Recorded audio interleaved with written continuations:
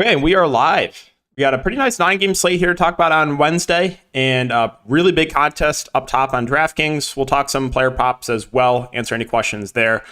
But let's just go over everything we know so far, guys, and then I'll just open up to any questions that you guys have. So, going over news for Denver, Bones Highland and Jamal Murray are both probable. Jeff Green looks like he's close to coming back, but he is doubtful.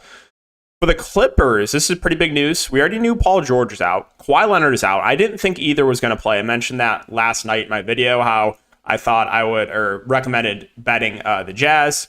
If you did, you got definitely good value there because it's gotten bumped up. I think it's 8.5 now. But yeah, Kawhi is out. Luke Kennard's out. Moses Brown is in the G League, so don't expect him to play either. And then Ivica Zubac is questionable. So the Clippers are going to be really, really thin if Zubac is out here. And obviously a lot of blowout risks. So that game is really intriguing. There's like a few different ways you can go about it, right? You can just stack up the main pieces like Powell and Mann and Marcus Morris and Reggie Jackson and hope the game stays competitive. Or maybe, you play for, I think they're just going to get blown out and possibly take some shots on guys like Amir Coffey, maybe a Robert Covington. I think a Musa Diabate at negative ownership intrigues me if Zubac is out. So there are some interesting plays in that game. I think, again, you can play it a couple different ways with a lot of blowout risk. Brad Beal's in, so not a ton stands out on the Washington side for me. Lowry is available as well, so nothing really standing out there for Miami. Lauri Markkanen in, so downgrade the Jazz. Donovan Mitchell out, so you should get LeVert in the starting lineup. Can't wait to get let down by him again. Again, Paul George got ruled out last night, so that's kind of where we're at the moment. Again, if you take a look at these Vegas odds for the games, I mentioned, it's 8.5 now, Clippers Jazz, so definitely a bit of blowout risk in that game. Some blowout risk in the Denver Minnesota game. Rudy Gobert is out. I was hoping we weren't going to get that news until later, so I could get Naz Reid a lower ownership than he should have been, but unfortunately, we got the news early, so Naz Reid going to be massive chalk on a slate like this, but I'm excited for this slate. Should be a fun one. And now we'll open up some questions. Again, if you do enjoy the Q&A YouTube streams, just make sure to like, subscribe, hit the notification bell. As always, appreciate the support and everyone who's checking out the stream. And let's answer some questions. It would be nice if I could avoid foul trouble. I'll just say that. All over Jakob Poeltl last night, smashing massive foul trouble to bail out the faders. Just so incredibly tilted about that. So I would very much appreciate if I could avoid massive foul trouble tonight. Okay. What's up? Turner and Mann or Gideon Plumlee. So we're talking about Miles Turner. I'm guessing that would be Terrence Mann. Well, again, if you're playing for a competitive game for the Clippers, I think the Turner Mann one looks good. But I'm worried that the Clippers get just run off the court and we could see something like we saw, a week ago, where the Clippers just benched everyone in the second half and played all the end of the bench guys. So if you're playing for a competitive game, I think Mann looks good, right? Guys like Powell, Mann, Reggie, Morris, Zubac plays. Those are all guys you want to play if you think the Clippers keep it competitive, because no Kawhi, no Paul George, they are shorthanded. Kevin Love, he's always someone I have interest in. He's a similar play to a guy like Malik Monk, where they're good point per minute guys, and if they play well, they can get extended, and they do get extended, they can break the slate. So he's kind of in that same category of good point per minute guy. Most likely only going to see like 15 to 20 minutes, but maybe one of the bigs gets in foul trouble, or he just plays really well and they extend him. So he's always someone I have some interest in for GPPs. DK Eagles GOAT. I am definitely not the GOAT, but appreciate the man. Ready to lock in McConnell. I am not ready to do that, especially at his ownership. I'm just going to say this right now. Okay. I don't even have to cash. Like I can lose money tonight, be totally fine, sleep well, as long as the McConnell people are severely punished. They can't keep getting away with it. They can't. So I will very happily sacrifice my entry fees tonight as long as the McConnell people are severely, severely punished.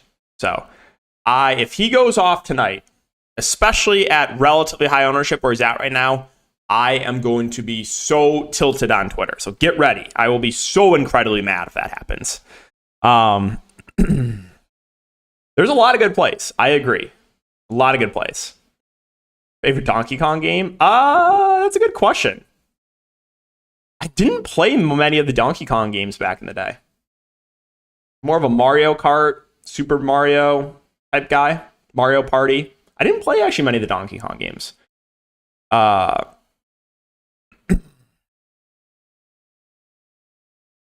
Thoughts on Rozier and Plumlee? So I think Plumlee is a good play. I think he's going a little bit over-owned right now. Right now, he's one of the higher-owned plays of the slate. I like the matchup for him, and he's been playing extremely well. I do think, though, the ownership is a little bit high. So do like Plumlee. I think he's a pretty safe play, assuming you give him 30 to 33 minutes, which he's been getting. I just think the ownership is a little bit high. Where Rozier kind of intrigues me as a tournament play. We know LaMelo Ball is going to be popular, right?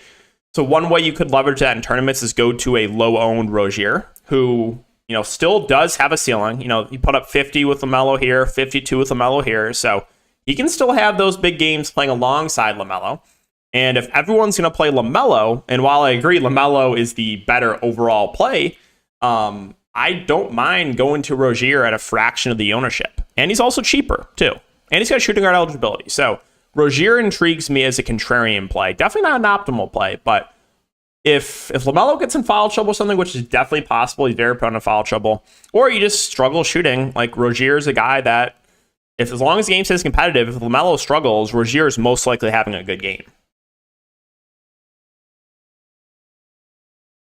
Favorite spend ups? I mean, I think Luka, he's going to be popular, but he's just playing like the whole second half right now. It's hard to dislike Luka.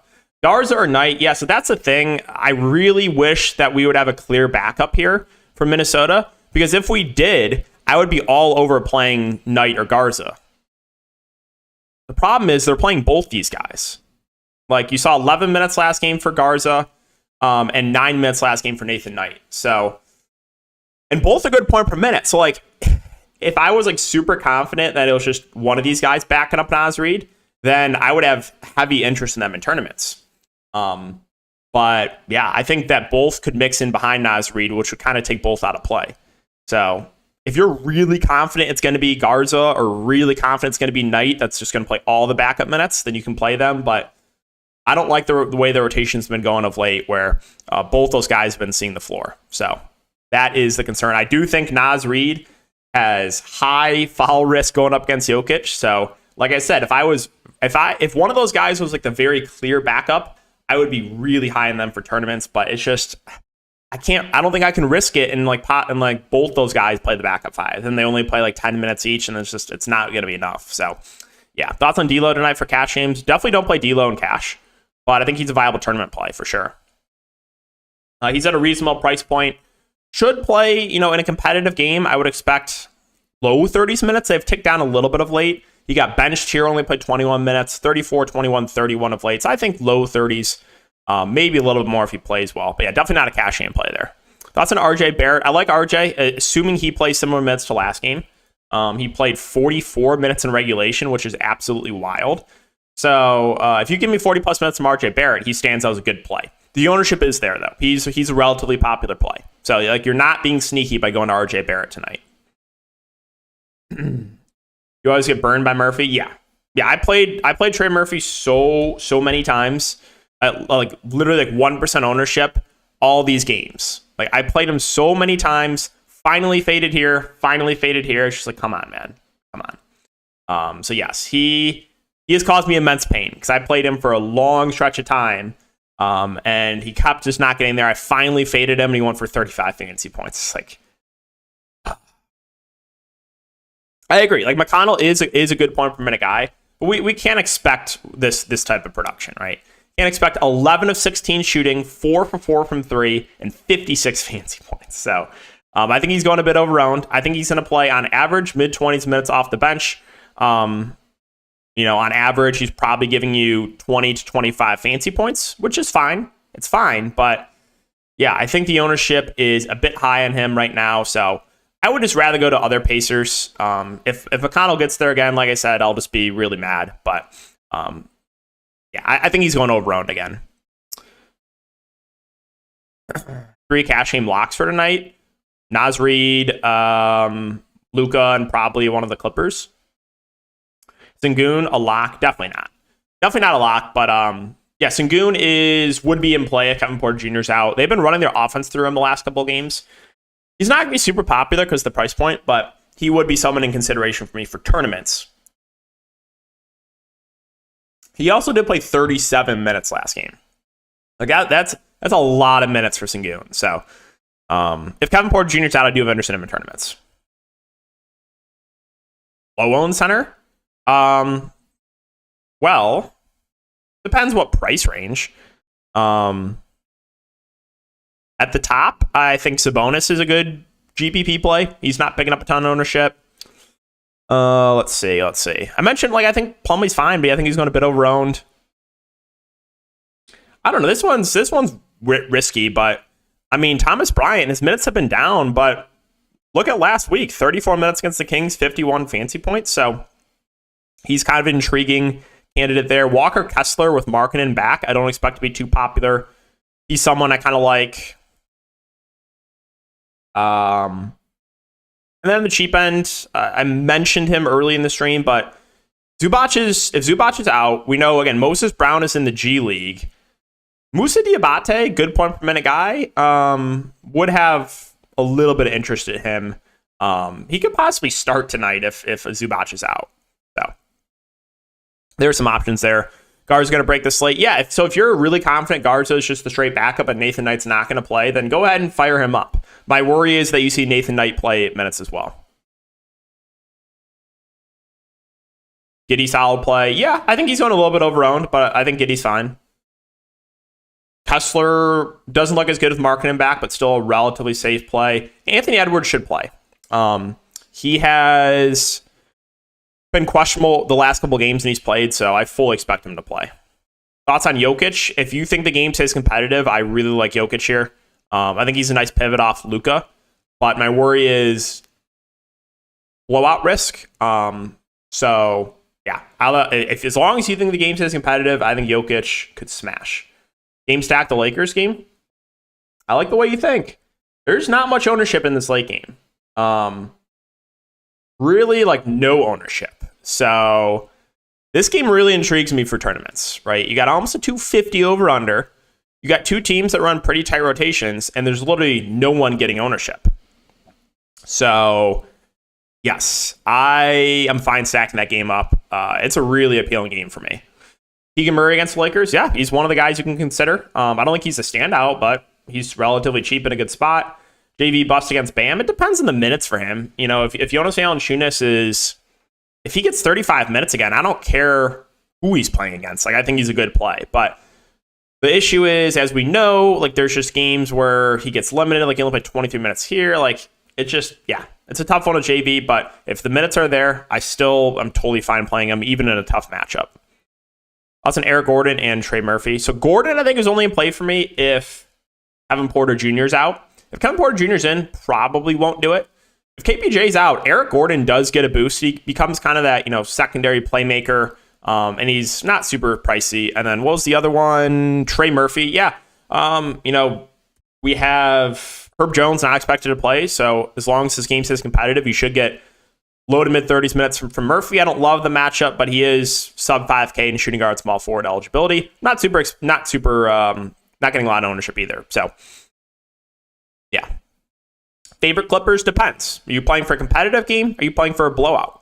Playing for a competitive game, you want to look to Mann, you want to look to Powell, you want to look to Morris, you want to look to Reggie, Zubac if he plays. If you're playing for a blowout, Amir Coffey, Moussa Diabate. So Robert Covington, I think, would play in the blowout. Covington would be a guy I think would play either way. He would play in a competitive game and would play in a blowout. So the Clippers, there's just two different ways you go about it, right? You play for a competitive game and load up on a lot of these mid-range plays, or you go underweight to those guys, hope the Jazz just blow them out, and the Clippers run most of the backups in the second half. 30-35 won't kill us in tournaments. No way he played TJ today. Yeah, I'm not playing him at his ownership, right? TJ kills us if he goes for 40. But if he goes for 30 fancy points at his ownership, that's totally fine. I'm fine getting away from that. Awesome thoughts. McConnell's 7.6K FanDuel, so 5.5K tempting. Yeah. Definitely don't play him on FanDuel. Do we like Nemhard today? I would rather play Nemhard than McConnell. I'm more confident in the minutes for Nemhard. He's had a couple of big games with Halliburton out. Back to that Golden State game. It was like a month ago. Yeah, 64 here, 30. Like he does have a ceiling without Halliburton. Now, sure, these games were without McConnell, but yeah, I think Nemhard's intriguing. He's got the shooting guard eligibility too. I would rather play him than McConnell. Just putting that out there. And I think McConnell will be a lot more popular. We've seen, like right now, projections have them pretty similar, which I don't agree with. I think McConnell is going to be a lot more popular because it's happened the last couple slates. Like Nemhard started last game and McConnell is like 3x the ownership of him. So, yeah, I think McConnell is going to be a lot more popular. I feel like Miles Turner going to bust today. He is relatively popular play like Mason Plumlee. But, I mean, he played 36 minutes last game. And it's the Thunder. Like, I'm not really scared of whoever the Thunder have in the front court. So I think he's a good play. Also, though, you're not going to be sneaky by playing him. Cash game center's not Naz Reid. Well, I don't know there's anyone that, probably Turner or Plumlee, I will say. Yeah. I think those guys, if you're looking for cash, they're both popular. What, the late game? Yeah, I don't think you have to full stack it, but you can get one or two pieces to that Lakers-Kings game. There's no ownership in that game. How crazy am I to fade Giga Chalk Naz versus Jokic? If he gets in foul trouble, you can get away with it. And he actually is Giga Chalk right now. Naz Reid is massive chalk. So the only way he fails, in my opinion, is injury or foul trouble. If Naz Reid plays 30-plus minutes, he's going to smash. But also, a majority of the field is there, and there is foul risk. Maybe the game blows out, so you can potentially fade. It's going to be scary though, because 3/4 of the field is going to be there, and if he stays out of foul trouble, you're probably dead. How about Christian Wood? Don't love the price point on him, but he's another one. I'll say Wood is a pretty similar play to a guy like Terry Rozier, right? We know LaMelo Ball is chalk. We know Luka Doncic is chalk. So I mentioned Rozier as a kind of way to leverage LaMelo ownership. I think Wood's a fine way to leverage Luka ownership. Maybe the Hawks just double team Luka every time, and it's a Christian Wood game. So I think if Luka struggles, got to be Wood that's having a really good game as long as the game stays competitive. So yeah, I think he's a fine way to get different. Don't love the price point for him, but again, if Luka does struggle, he's probably having a pretty good game. Never fade Naz Reid, very good chalk always. Yep, the only way he fails is foul trouble, I think, or blowout. Even in a blowout, I still think you get probably close to 30 minutes from Naz Reid. If the Nuggets blow out the Timberwolves, I think you're probably getting 25 to 30 minutes from Naz. And even with that, he's probably having a really good game. Where you can get away with it is massive foul trouble. He picks up 2 quick ones and plays 15 minutes, and the game's a blowout. So, question off topic: when you started playing DFS seriously, did you play cash or stick to all? I played cash. I played a lot of cash. I was a cash game slappy for a long, long time. I was back in the FanDuel days. 2012, 2013. I think it was 2013 when I first started. It's been 10 years. But I played mostly cash games then because there's just way more edge then. A lot of people just didn't know what they were doing, and as long as you did research, it was just printing money, cash games. So I played a majority of cash games back in the day, up until 2017, 2018. And now I think it's just not worth it to play anymore. So, yeah, I played a lot of cash games back in the day. Thoughts on Allen at center? Jared Allen? Is that what we're talking about? Yeah, I think he's a solid play. He was really popular last slate. And right now, he is not picking up much ownership. Jared Allen was one of the higher owned plays last slate. And nothing's really changed. So if everyone's going to be playing Mason Plumlee and Miles Turner in this range, I think Jared Allen's a viable pivot. He's going to play probably mid-30s minutes. So I do have some interest in Allen as a contrarian center play. And he's, again, right in that range with those other chalky centers.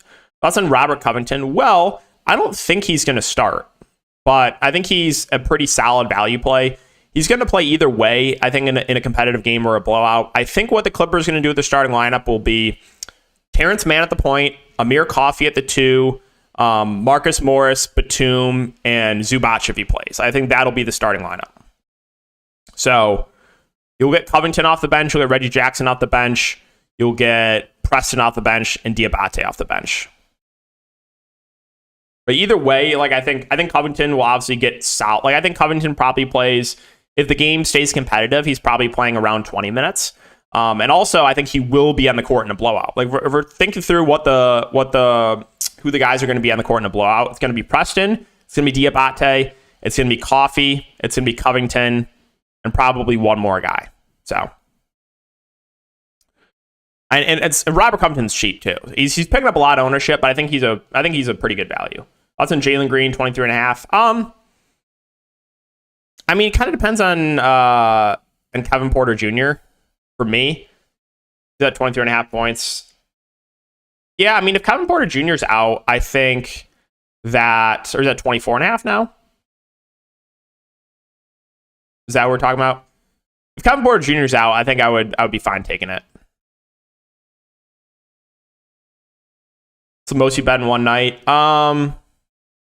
Like 1,200, I think. 12 to 1,500. Guards under 4K. All right. Let's go there. Guards under 4K. Okay, so not a ton that's down here. Jaden Hardy, I think, does see rotation minutes, but I don't know if it's enough for me to get to him. DeLon Wright with Brad Beal back definitely becomes a bit riskier. Probably plays 15 to 20 minutes. Kendrick Nunn's playable. I mean, 24, 19, 20, 24 minutes last 4 games.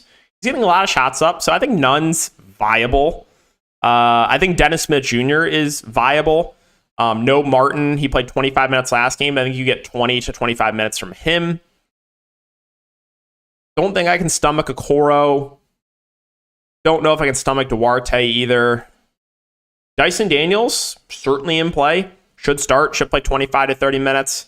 I like Reggie Jackson. My issue with Reggie Jackson here is, though, Ty Lue said he only played him 14 minutes because his back tightened up. That does worry me a little bit, right? It's a back-to-back. He's not on the injury report, but that could happen again. If his back tightened up last night, it could very easily happen again. But I think the ceiling, honestly, is the highest on Reggie Jackson in this group. But there's some concerns there with that injury, potential blowout. Like, I don't think Reggie would close in a blowout. So those are the guys I think that are playable. Josh Giddey. I think Giddey's a solid option. His usage, like, he's been playing a lot better of late, and it's a good matchup. So, yeah, I think he's fine. I think he's going a little bit overowned, but pretty good. How people need. I agree, man. I agree. I guess they can't keep getting away with it. They can't keep getting away with it. Page Martin, a sneaky play. I would only play him if Kevin Porter Jr.'s out. Kevin Porter Jr.'s in, I would stay away. If Kevin Porter Jr.'s out, you're going to get like 30 to 35 minutes of Martin. LeVert and Garland, do you think they still have upside the current ownership? Yeah, I think both. As long as the game stays competitive, you run into another game here which could blow out. Memphis been playing extremely well. Memphis playing at home, but if Cleveland stays competitive in this game, it's going to be Garland and LeVert. So it's not neither are low owned, but I think they're good plays as long as the game stays competitive. Jalen Green, 20.5. Yeah, I'd be fine with that. Like Jalen Green, the offense is probably going to run through Sengun still, but Jalen Green's going to have the ball in his hands a lot more. Yeah, I like Reggie. We went over the risks there. Thoughts on DeJounte Murray as a low-owned play? I don't think I can do it in this matchup. There's just other guys I think I'd rather take a shot on than DeJounte Murray. He has been playing better of late. Of course, like 40, 49, 51, but with the team to himself, no Trae Young, he goes for 24. Like, come on, man. Come on. So I'm not going to say no, but I think there's other guys I'd rather take shots on. Coffee seems like he's starting in blowout proof. Yeah, Coffee he's another one, right? The issue I have with Coffee is he's not a good point per minute guy, but he's going to also play in a competitive game in a blowout. So he'll start and he will play in the blowout too.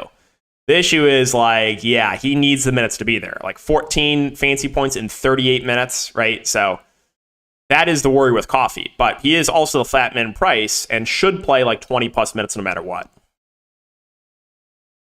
Appreciate your content. Good luck, man. Hey, thank you. Appreciate it. Again, if you guys do enjoy these streams, make sure to like, subscribe too, if you want. LeVert and Nemhard. Yeah. They're pretty similar plays, I think.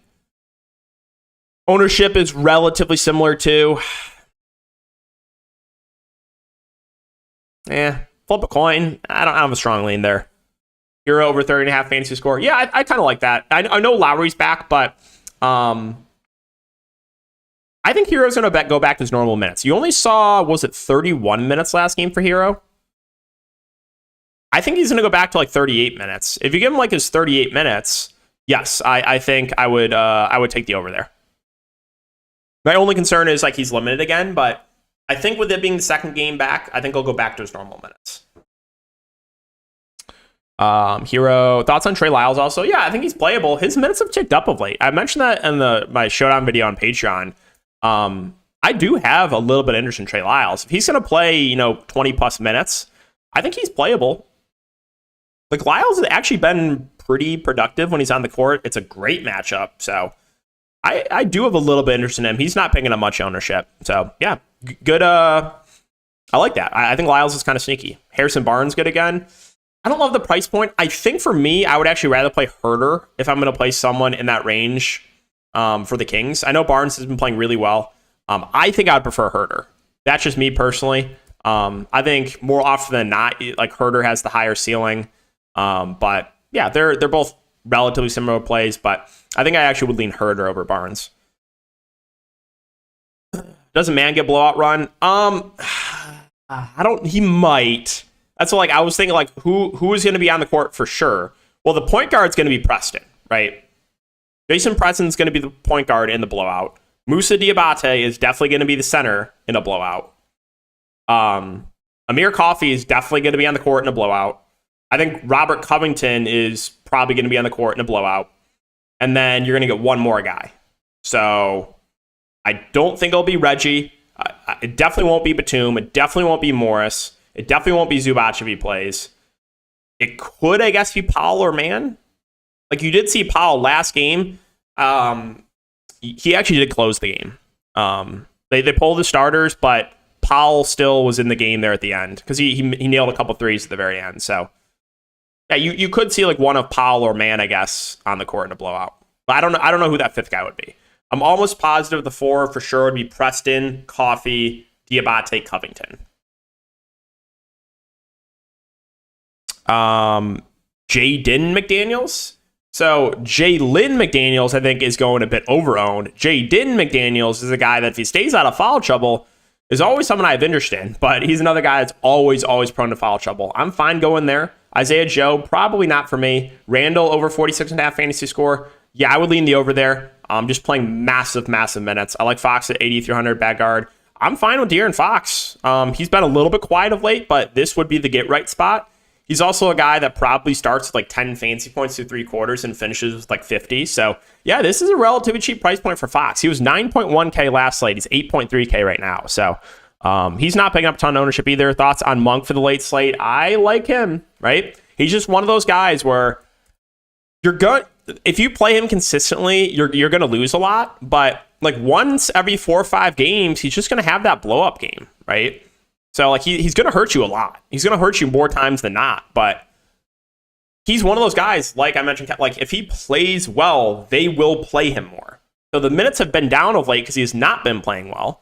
But if he does play well, comes off the bench and nails a couple threes, he could play 25 to 30 minutes in his revenge spot, cheap. So another guy picking up very little ownership. I like his upside in tournaments, but it's just like more often than not, he's probably going to fail. Like you have a guy like Jose Alvarado in that range picking up a lot of ownership. I think Monk's a viable pivot. I don't think I can do Ochi, Abachi. Yeah, especially with marketing back. Naz Reid is definitely at risk for foul trouble. He is very foul prone. He's going up against Jokic. So we talked about that a bit earlier in the stream. He's massive chalk right now. I think you could technically fade him and just hope he gets in foul trouble, but I think that's the only way he fails. Brad Beal, I would assume he's on some sort of limit, so I would probably stay away until we hear otherwise. Hamstrings are always a little bit worrisome too. Tuning in for the first time, give me a couple. Hey man, appreciate it. Couple plays to build around. Well, I think Naz Reid and Luka would probably be the first two guys in. Luka's like just on another level right now. He's playing massive minutes, and Naz Reid is the highest owned play of the slate, but for good reason, right? He's going to start. As long as he stays out of foul trouble, he should smash. So I'd say start with those two, and then maybe look to a couple Clippers, since they're really shorthanded. Mitchell Robinson or McConnell? Mitchell Robinson for me. I won't play McConnell.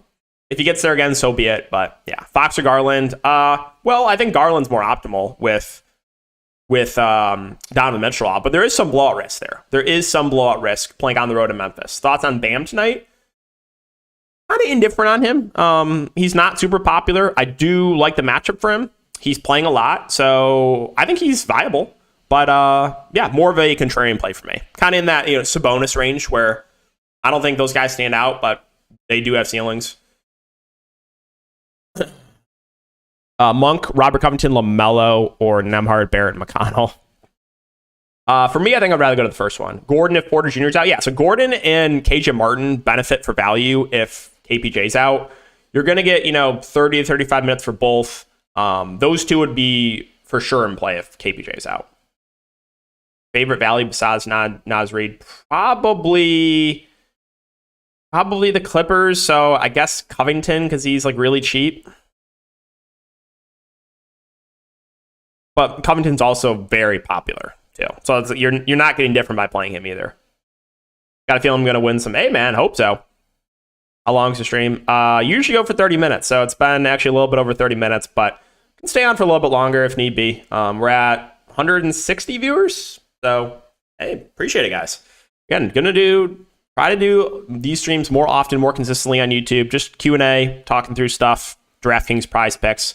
Let's refresh, see if we have any more news. We'll call it in about 5 minutes. So if you guys have any other questions, throw them in the stream.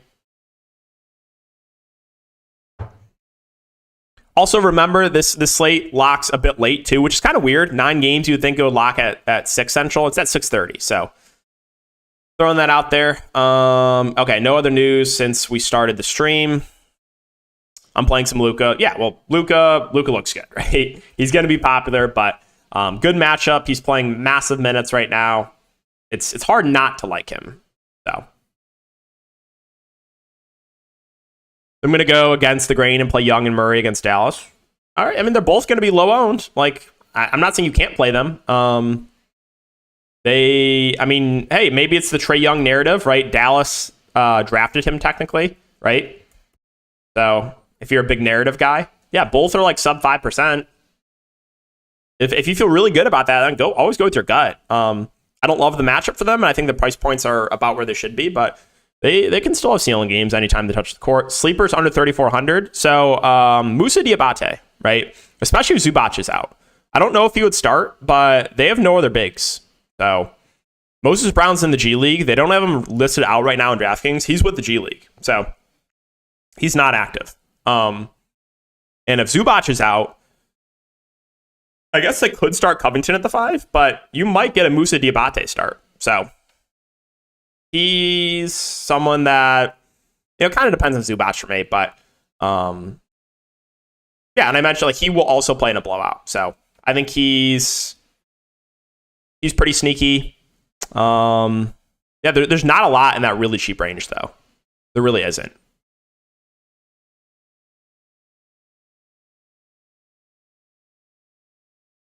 Appreciate the feed. Yeah, man, no problem. Fave plays from Indiana and the Clippers. For the Pacers, I think Miles Turner, Buddy Hield, and Nembhard would be the guys to look to. Again, if you want to play McConnell, you can. I just think he's going to be over-owned. Like, I don't think McConnell's like an awful play. I just think he's going to be higher owned than he should be. So I think I would be mainly looking to Turner, Hield, and Nembhard. And then what was the other team? The Clippers? Yes, the Clippers depends on how you want to play it, right? If you're playing for a competitive game, you want to be looking to Powell, Mann, Morris, Reggie Jackson, Zubac if he plays. If you're playing for a blowout, Covington, maybe a Diabate, Amir Coffey. So there's blowout risk in that game. It's almost a 10-point spread, back-to-back. So 2 different ways you can play it, in my opinion. Monk, Robert Covington, LaMelo, or Nembhard, Barrett, and Mitch Robinson. I still think I lean the first one. You doing Patreon? Yeah. I'll be live on Patreon still. We'll be talking through everything there.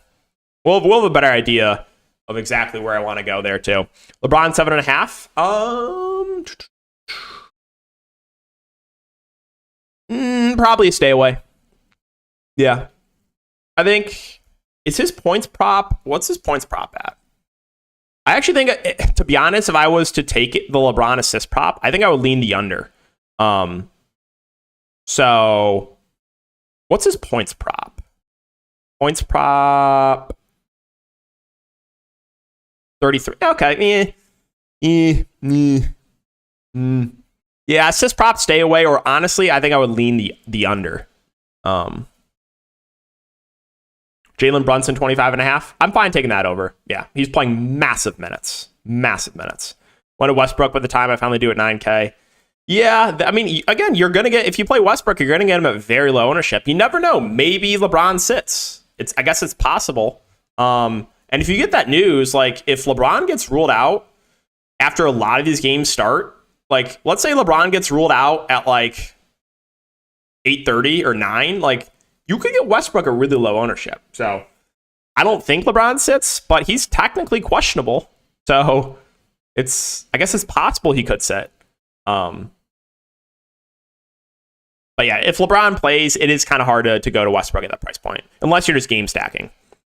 DK, my guy. Appreciate it, man. Tari Eason, decent, cheap 3K player. I mean, him and Jay Sean Tate, I think, would be playable off the bench if Kevin Porter Jr. is out. 20 minutes back-to-back games for Tari, who's a good point per minute guy, and Jay Sean Tate has played, I think, around 20 minutes too. So those two, I think, become playable options. And I agree. I think Tari Eason, the better point per minute guy, probably the guy I would rather take the shot on.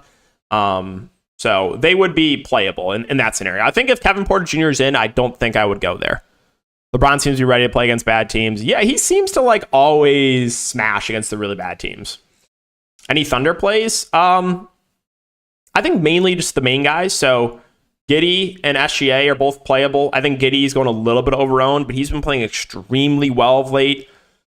I'm kind of just like fine with Jalen Williams and Dort. They should play 30 plus minutes. They're at fair price points. I don't think I want to mess with anyone else though.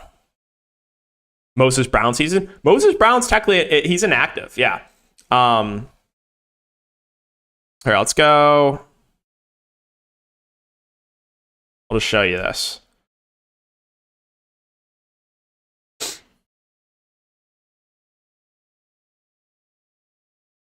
Yeah, they don't have it on DraftKings, but Paul George, Kawhi, Luke Kennard, John Wall, and Moses Brown are out. Zubac questionable. As I said, what happens if Zubac can't play and Moses isn't there? Musa Diabate. But yeah, Moses Brown is out on two-way contract. So it doesn't look like Moses Brown's going to play. That's why I mentioned Diabate as a possible dart throw at no ownership. And again, they don't have that on DraftKings. They don't have them listed out. Love the content, man. Hey, thank you. And McConnell 7.6K sucks. Great chalk and DK. I disagree, but yeah, I definitely wouldn't play him at 7.6. But yeah, I definitely wouldn't. Good team. Ankle acts up. Yeah, exactly. I like Kessler should smash tonight. I think Kessler's a pretty good play too. Even with Markkanen back, I think he's playable. He's also not picking up a ton of ownership because you have a lot of guys. You have like Plumlee and Miles Turner kind of in that mid-range center, in like the center mid-range, that are picking up a majority of the ownership. So looking to other guys in that range is not a bad idea to get different. Jared Allen, we talked about. Walker Kessler, I still think plays over 30 minutes. Mitch Robinson's always a guy that has a ceiling. So a lot of people are looking to Turner and Plumlee, and while I agree they're really good plays, there are some other options in this range. I mentioned Thomas Bryant too. Like if you give Thomas Bryant 30 minutes tonight, he could have a really good game too. We saw it last week against the Kings. He went for 50 plus. The issue is they've been closing with Wendy and Gabriel a lot, so there's a lot more risk now than it was back then. Good team. Okay, let's see. Watch team every day, man. Thanks for the content. Appreciate that. Sengun's 700 too much. If Kevin Porter Jr.'s out, I think he's playable in tournaments. If Kevin Porter Jr.'s in, I don't think I can do it. He did play a lot more last game. Like he played 37 minutes. So if you give him 37 minutes again against the Hornets, I think he's still in play. But yeah, if Kevin Porter Jr. is in, I probably can't do it. All right, guys. So I think I'm going to wrap it up with that. So stream for about 40 minutes. Thanks again for everyone for watching. We hit almost 200 concurrent viewers. So That's pretty cool. But yeah, good luck tonight, guys. Hope to see you at the top of the leaderboard. And I'll be doing another one of these YouTube streams very soon. So I'll see you guys then.